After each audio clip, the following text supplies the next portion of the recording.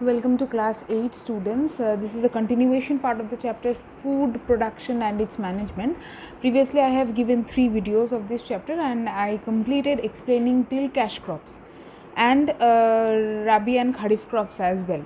Okay, so I am going to continue with the topic of horticulture today. Okay, now what is horticulture? I might have given you a brief description or brief idea about horticulture. The branch of agriculture, basically horticulture is a branch of agriculture only that deals with the intensive production of vegetables, fruits, medicinal and ornamental plants on a commercial scale. Since there is a very high demand of all these products like vegetables and fruits, it is very healthy to consume vegetables and fruits, and medicinal plants are very much needed to produce medicines, and ornamental plants are needed for aesthetic purposes, right? So these are in these are very much in demand, and thus they are marketed as commercial products, and to sell them as a commercial product they need to be produced on a large scale, very large scale, and this is a part of this horticulture is a part of agriculture only, where this particular agriculture is basically where crops and meal means food and all those things are produced, but horticulture is a part of agriculture only where these vegetables, fruits, medicinal and ornamental plants are produced on a commercial scale. Okay, now the term horticulture is derived from two words, hortus, this part from hortus and this part from cultura. Okay, hortus meaning field and cultura meaning to cultivate. These are the two Latin words from which the word horticulture is derived. Now, horticulture is a multi-billion industry in terms of the money it fetches to its growers.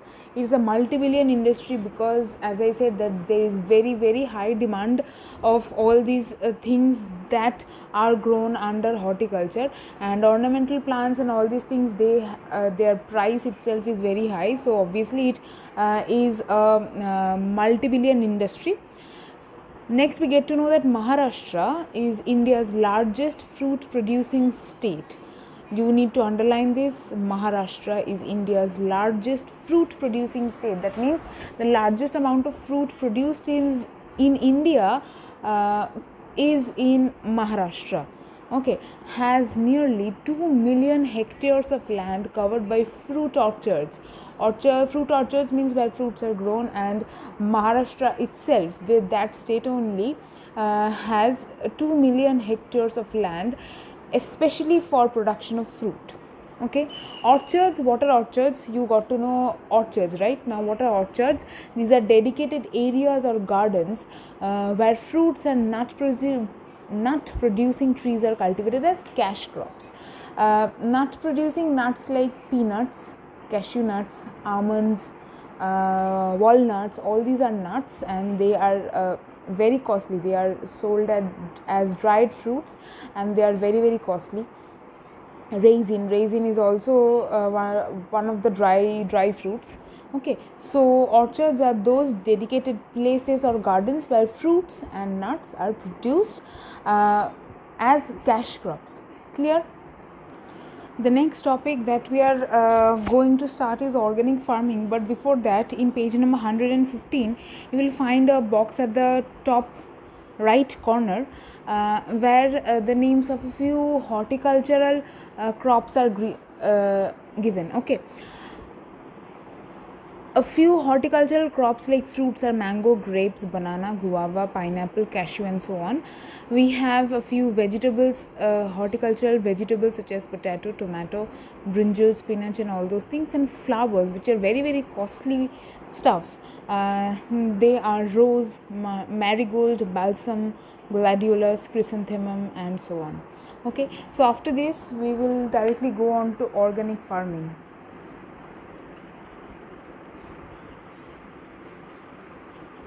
Now, what is organic farming? The excessive use of fertilizers affects the salinity of soil and causes water and soil pollution. Therefore, a new system of farming called organic farming is fast becoming popular. So, you know that nowadays everything organic is very popular, like organic tea, organic this, organic that.